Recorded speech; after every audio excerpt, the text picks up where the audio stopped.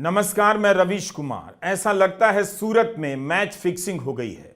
मतदान हुआ नहीं, वोटों की गिनती हुई नहीं। 8 उम्मीदवारों ने नामांकन वापस लिए। कांग्रेस के उम्मीदवार का पर्चा रद्द हो गया और बीजेपी का उम्मीदवार विजेता घोषित कर दिया गया। 2024 के चुनाव का पहला रिजल्ट आ गया है।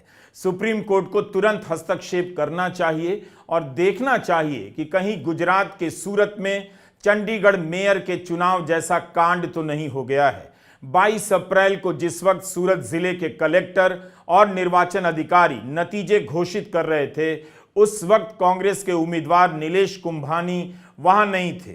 एक दिन पहले जिस वक्त नीलेश कुंभानी से पूछा जा रहा था कि आपके प्रस्तावक कहां हैं, तो तीन प्रस्तावक रिटर्निंग अफसर के सामने आए ही नहीं। चंडीगढ़ में सब कैमरे के सामने हुआ था, सूरत में कैमरे के सामने से ही सब गायब हो गए और बिना चुनाव के बीजेपी के उम्मीदवार मुकेश दलाल को विजेता घोषित कर दिया गया। कांग्रेस का उम्मीदवार अगर बिका हुआ था, अगर इस उम्मीदवार ने ही खेल कर दिया, नियमों का ही सहारा लिया, तब इस लोकतंत्र और चुनाव को कैसे बचाया जाए। खासकर तब जब हम चंडीगढ़ के मेयर के चुनाव में इस तरह की लूट देख चुके हैं। नेताओं के बिक जाने और बदल जाने की यह कोई नई घटना नहीं है। नीलेश कुंभानी को लेकर भी स्थानीय स्तर पर बातें चल रही थी, लेकिन तीन प्रस्तावक हलफनामा भेज दें, रिटर्निंग अफसर के सामने ना आए और उनके साइन को फर्जी पाया जाए।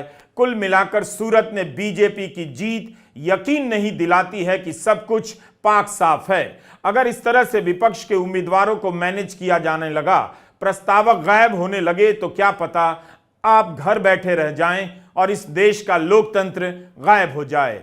has been duly elected to fill the seat in that house from the above constituency. सूरत के रिटर्निंग अफसर और कलेक्टर नियमों का हवाला देते हुए सूरत लोकसभा क्षेत्र से बीजेपी के उम्मीदवार मुकेश दलाल को विजयी घोषित कर रहे हैं। गुलाबी से कुर्ते में मुकेश दलाल नतीजे का ऐलान सुन रहे हैं। ऐसे मौके पर जरूरी नहीं कि दूसरे दल का प्रत्याशी हो, मगर इस बार उसकी गैर हाजिरी कुछ और कह रही है। नीलेश कुंभानी के गायब होने के पहले उनके तीनों प्रस्तावक भी मीडिया और निर्वाचन अधिकारी के सामने नहीं आए।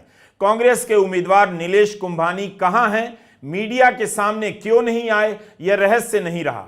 आमतौर पर किसी उम्मीदवार के साथ ऐसा होगा तो वो जनता के बीच आएगा, हंगामा करेगा, अपनी हार पर रोएगा, चिल्लाएगा, लेकिन नीलेश कुंभानी चुपचाप गायब हो गया है। शनिवार को ही कुछ खटक गया जब बीजेपी ने आरोप लगाया कि नीलेश कुंभानी के नामांकन पत्र पर दस्तखत करने वाले चारों प्रस्तावकों के दस्तखत सही नहीं है। यह तो फ्रॉड है। अगर नीलेश कुंभानी ने किसी का फर्जी दस्तखत किया है तो उसके खिलाफ कार्रवाई होनी चाहिए। एक का दस्तखत गलत हो सकता है, मगर तीन का दस्तखत गलत निकला है, फ्रॉड निकला है, फर्जी निकला है। यह बिल्कुल चंडीगढ़ के मेयर चुनाव की तरह का मामला लगता है। अगर सूरत के केस में फ्रॉड हुआ है तो क्या सुप्रीम कोर्ट ऐसा होने देगा?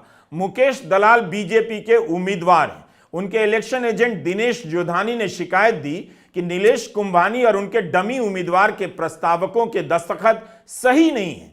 नीलेश कुंभानी के 3 प्रस्तावक निर्वाचन अधिकारी के सामने ही नहीं आए। दैनिक भास्कर ने लिखा है कि जब इन तीनों प्रस्तावकों को बुलाया गया तो वे निर्वाचन अधिकारी के सामने नहीं आए। जब ये सामने नहीं आए तो इनके हलफनामे पर क्यों विश्वास कर लिया गया? हो सकता है कि यही प्रक्रिया हो, लेकिन आम जनता क्या इसे स्वीकार कर लेगी? जो 3 लोग कह रहे हैं कि उनके दस्तखत नहीं है सही, वो निर्वाचन अधिकारी के सामने क्यों नहीं आते और उनका हलफनामा मंजूर हो गया? ये तीनों कहां चले गए? ये लोग कौन हैं? क्या इतना सरल है कि हलफनामा दे दिया और गायब हो गए? ये चुनाव हो रहा है या चुनाव के नाम पर मजाक? दैनिक भास्कर ने लिखा है कि डमी उम्मीदवार के प्रस्तावक को सफाई के लिए बुलाया गया तो वह भी नहीं आया। कांग्रेस के उम्मीदवार का नामांकन इस तरह से रद्द कर दिया गया। यह सब कैसे हो सकता है? प्रस्तावक सामने नहीं आया, हलफनामा भिजवा दिया कि दस्तखत उनके नहीं है। 3 प्रस्तावक नहीं आए, चौथा भी नहीं आया। क्या चारों का पेट खराब हो गया? क्या आपको या किसी को इसमें कुछ भी संदेह नहीं? अगर उनके दस्तखत सही नहीं थे तो क्या नीलेश कुंभानी के खिलाफ केस दर्ज नहीं होना चाहिए? यह मामला सामान्य नहीं है, इसमें कोई बहुत बड़ी गड़बड़ी नजर आती है। निर्वाचन अधिकारी ने नीलेश कुंभानी को सफाई देने के लिए बुलाया, दैनिक भास्कर ने अपनी रिपोर्ट में लिखा है कि नीलेश कुंभानी कलेक्ट्रेट के पिछले दरवाजे से चुपचाप निकल गया। ऐसा कौन करता है? किसी की उम्मीदवारी रद्द हो जाए, प्रस्तावक मुकर जाए, गायब हो जाए, उससे बात ना करे और उम्मीदवार चुपचाप पिछले दरवाजे से निकल जाएगा। यह कैसा उम्मीदवार है जो किसी के दस्तखत के साथ फ्रॉड भी करता है? या अगर प्रस्तावकों ने कहा है कि उनके साइन सही नहीं है, तो फिर इस आदमी ने साइन किससे कराई? कार्रवाई क्यों नहीं होती है? निर्वाचन अधिकारी के सामने लाइव सुनवाई चल रही थी। दैनिक भास्कर ने लिखा है कि निर्वाचन अधिकारी के सामने कांग्रेस के वकील ने कहा कि कांग्रेस 125 साल पुरानी पार्टी है, 25-30% वोट मिलता है, क्या हमें प्रस्तावक नहीं मिलेगा? तब भाजपा के वकील ने कहा, आपके प्रस्तावक ने कहा है कि उनके दस्तखत नहीं है। इस पर कांग्रेस के वकील ने कहा, उनसे संपर्क करने की कोशिश की जा रही है, वो बात नहीं कर रहे हैं, बता नहीं रहे हैं कि उन्होंने ऐसा क्यों कहा, उन्होंने झूठ क्यों बोला, पता नहीं। इस पर भाजपा के वकील ने कहा कि अगर उम्मीदवार सच बोल रहा है तो उनके प्रस्तावक कहां हैं? इस पर कांग्रेस के वकील ने कहा, उनके अचानक गायब होने पर वे खुद भी हैरान हैं। जिलाधिकारी और रिटर्निंग अफसर ने पाया कि दस्तखत असली नहीं है, सही नहीं है, यानी फर्जी है। has been duly elected to fill the seat in that house from the above constituency. Thank you. Media report है कि तीनों ही प्रस्तावक कुंभानी के ही रिश्तेदार थे, मगर अब किसी को मिल नहीं रहे हैं। अब बताया जा रहा है कि जिस नोटरी ने इनका हलफनामा तैयार किया है वो बीजेपी का है, उसी ने हलफनामा तैयार किया जिसे रिटर्निंग अफसर को जमा किया गया। तीनों रिटर्निंग अफसर के सामने नहीं आए तो क्या बिना उनकी गवाही के सामने हाजिर हुए केवल हलफनामा को पर्याप्त माना जा सकता है? हमें इन नियमों की जानकारी नहीं है, सहज बुद्धि से सवाल है। इससे तो कोई भी प्रस्तावक को गायब कर देगा, उठा ले जाएगा और हलफनामा भिजवा देगा, किसी की उम्मीदवारी रद्द हो जाएगी। क्या हुआ होगा सूरत में? क्या नीलेश कुंभानी बीजेपी से मिला हुआ था? तब भी यह खतरनाक है। नीलेश कुंभानी के तीनों प्रस्तावकों को क्या रात में ईडी के अधिकारी सपने में आ रहे थे? ये कहां गायब हो गए? किसके डर से गायब हो गए? दरअसल यही सवाल है जो देश को बताना चाहिए कि ये तीनों कौन हैं, इनका नीलेश कुंभानी से क्या संबंध है, नीलेश कुंभानी पर बीजेपी का क्या दबाव है या संबंध है, और चारों मीडिया के सामने आज क्यों नहीं है। कांग्रेस कहती है कि रिटर्निंग अफसर के खिलाफ केस करेंगे, यानी जिलाधिकारी के खिलाफ केस करेंगे।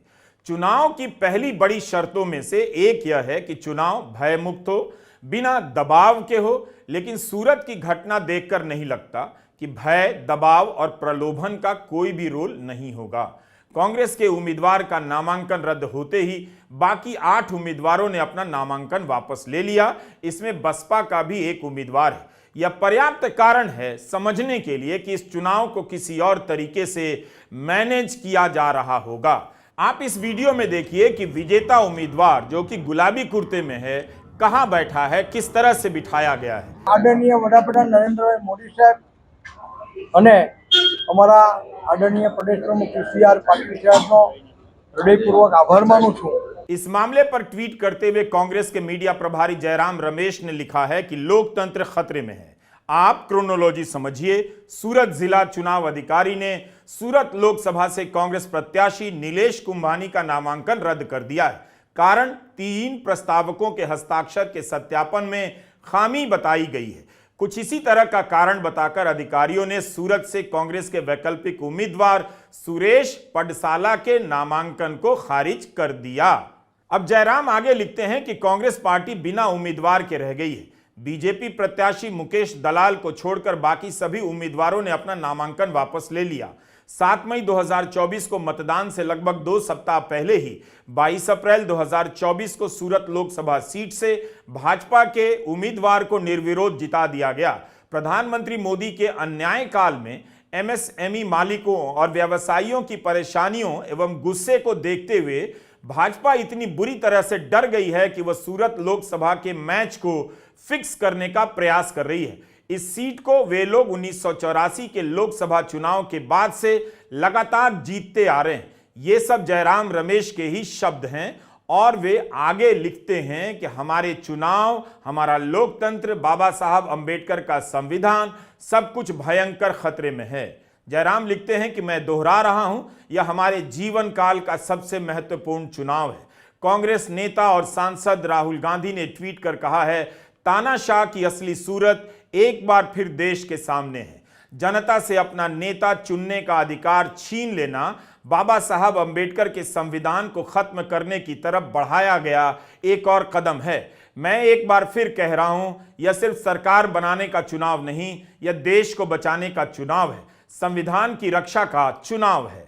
कुछ ऐसा ही दिखा था चंडीगढ़ के मेयर के चुनाव में। सबकी आंखों के सामने रिटर्निंग अफसर ने धांधली की, मगर बीजेपी स्वागत करने लग गई। गोदी मीडिया जीत का जश्न मनाने लग गया। यहां तक कि पंजाब हरियाणा हाईकोर्ट ने नतीजे पर रोक लगाने से इनकार कर दिया। सुप्रीम कोर्ट ने तो अपने फैसले में यह भी कहा कि हाईकोर्ट भी फेल हो गया। क्या यह सब होना संवैधानिक व्यवस्थाओं के टुकड़े टुकड़े में खत्म करना नहीं?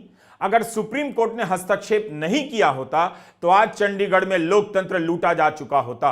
रिटर्निंग अफसर अनिल मसीह पर सुप्रीम कोर्ट के सामने झूठ बोलने का केस चला। सुप्रीम कोर्ट ने वीडियो देखते हुए कहा कि यह लोकतंत्र की हत्या है और हम यह हत्या नहीं होने दे सकते हैं। अनिल मसीह ने मेयर के मतदान में विपक्ष के वोटों पर चिन्ह लगाकर सभी वोट रद्द कर दिए गए और भाजपा के उम्मीदवार को जिता दिया गया। अनिल मसीह की सारी करतूत कैमरे पर रिकॉर्ड हुई। चीफ जस्टिस ने वीडियो देखने के बाद कहा कि पीठासीन अधिकारी को बताया जाए कि सुप्रीम कोर्ट उन पर नजर रख रहा है। इस व्यक्ति के लिए सरकार ने बड़े बड़े वकील खड़े कर दिए। कोर्ट ने सवाल किया कि वह कैमरे की ओर क्यों देख रहे हैं और भगोड़े की तरह क्यों भाग रहे हैं। सुप्रीम कोर्ट ने मतदान का पूरा वीडियो मांगा और बाद में नतीजे को पलट दिया। जिसे हारा हुआ घोषित किया गया था उसे विजयी घोषित किया गया। सुप्रीम कोर्ट ने कहा था कि आए दिन हम दल बदल देख रहे हैं, हॉर्स ट्रेडिंग देख रहे हैं, यह बहुत चिंताजनक मामला है। इसी फरवरी की तो बात है। अब देखिए 2 महीने के भीतर गुजरात के सूरत में क्या हो गया। सूरत में जो हुआ है वो सामान्य नहीं है। 8 उम्मीदवार अपना नामांकन वापस ले लेते हैं और एक का नामांकन रद्द हो जाता है। कांग्रेस उम्मीदवार के नामांकन पत्र पर दस्तखत करने वाले तीनों प्रस्तावक गायब हो गए। क्या इसी की जांच नहीं होनी चाहिए कि इन तीनों ने कहीं साजिश के तहत साइन आधे अधूरे तरीके से तो नहीं की और इस खेल में नीलेश कुंभानी भी शामिल था या नहीं? अगर चारों शामिल पाए जाते हैं तब तो यह फ्रॉड है और अगर ऐसा पाया जाता है तो नियमों का क्या मतलब रह जाएगा?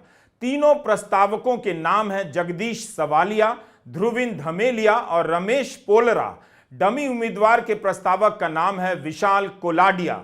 स्थानीय मीडिया को कुंभानी ने बताया है कि जगदीश सवालिया उनके जिज्जा जी हैं, ध्रुव धमेलिया भतीजा है और रमेश पोलरा बिजनेस पार्टनर है। अब आप ही बताइए, कोई उम्मीदवार अपने जिज्जा जी का साइन फ्रॉड करेगा या कोई जिज्जा जी अपने साले का या भतीजा अपने चाचे का नामांकन पत्र पर गलत साइन करेगा? नीलेश कुंभानी ने कहा है कि उन्हें अगवा कर लिया गया है या वे कहीं छुप गए हैं। यह तो बहुत बड़ा कांड है। इन तीनों प्रस्तावकों को सुप्रीम कोर्ट के सामने हाजिर करना चाहिए और कोर्ट को इनसे सख्त सवाल पूछने चाहिए। इनके दस्तखत की जांच होनी चाहिए। अगर इस साजिश में तीनों प्रस्तावक और उम्मीदवार शामिल हैं तो इन चारों पर गंभीर धाराओं के तहत कार्रवाई होनी चाहिए। लोकसभा का प्रत्याशी इस तरह से गायब हो जाए, उसके प्रस्तावक गायब कर दिए जाएं, इससे सवाल तो उठेगा ही कि कहीं ये मैच फिक्सिंग तो नहीं है। कितनी बड़ी बात हुई है। सूरत लोकसभा क्षेत्र के मतदाताओं को वोट करने का मौका नहीं मिला। कितनी बार इस चुनाव के दौरान आपने सुना होगा कि अब चुनाव नहीं होंगे, यह आखिरी चुनाव हो सकता है। सूरत का चुनाव एक तरह से उन आशंकाओं को मजबूती दे रहा है। 15 लाख वोटर को वोट डालने का मौका नहीं मिलेगा। उनके लिए इस चुनाव का क्या मतलब रह जाएगा? यह कौन कह सकता है कि सूरत की घटना कहीं और नहीं दोहराई जाएगी? इससे पहले मध्य प्रदेश के खजुराहो से इंडिया गठबंधन के उम्मीदवार का पर्चा रद्द हो गया तो वहां किसी और को समर्थन दिया गया है। समाजवादी पार्टी उम्मीदवार का पर्चा खारिज हो गया। 2 ऐसे केस हो गए। क्या इसे हल्के में लिया जा सकता है? अरुणाचल प्रदेश में विधानसभा चुनाव हो रहे हैं, वहां भी 10 उम्मीदवार बिना किसी विरोध के विजयी घोषित कर दिए गए हैं। ये सभी बीजेपी के ही उम्मीदवार हैं। हम हर घटना को अनदेखा करते जा रहे हैं। विपक्ष के भीतर भीतर घात की रणनीति बिछा दी गई है। ईडी नेताओं को जेल में डाल रही है। दूसरे कई हथियारों से विपक्ष की डाल काटी जा रही है। अगर आपको लगता है कि विपक्ष के बिना आपका लोकतंत्र जिंदा रह पाएगा तो इसका मतलब है कि आप मुर्दा हो चुके हैं। सोचने समझने की शक्ति समाप्त हो चुकी है। कहीं से भी सूरत का मामला सामान्य नहीं लगता। क्या सूरत की तरह गुजरात का चुनाव मैनेज किया जा सकता है? तब तो चुनाव का क्या मतलब रह जाएगा। रातों रात प्रस्तावक गायब हो सकते हैं। बिना मतदान के बीजेपी को ही जीतने का सौभाग्य मिलता रहेगा। सब बीजेपी के लिए होता जा रहा है। इतना सब कुछ नियमों के तहत हो रहा है कि अब नियमों पर ही शक होता जा रहा है। नमस्कार, मैं रवीश कुमार।